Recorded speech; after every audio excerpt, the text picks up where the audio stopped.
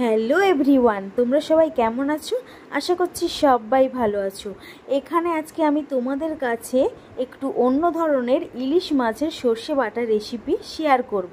প্রথমেই কড়াইতে সর্ষের তেল দিয়ে দেবে।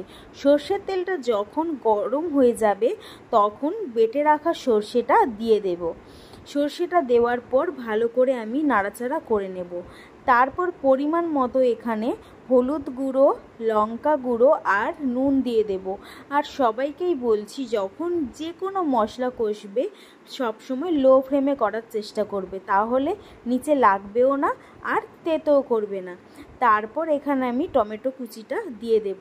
টমেটো কুচিটা দেওয়ার পর এখানে দেখো হালকা হালকা তেল বেরিয়ে গেছে, আমি এখানে সামান্য একটু জল দিয়ে দেব। তারপর ভালোভাবে আর একটু নাড়িয়ে নেব। তারপর এখানে আমি কাঁচা লঙ্কা দিয়ে দেব। তারপর এখানে আমি পরিমাণ মতো জল নিয়ে নিলাম।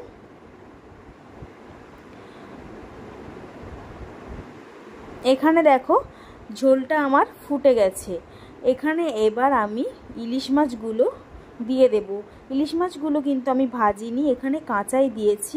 এইবার লো ফ্লেমে আস্তে আস্তে ফুটতে দেব। এখানে আমার ইলিশ মাছ রেডি। আর ভিডিওটা কেমন লাগলো অবশ্যই জানাবে। টাটা।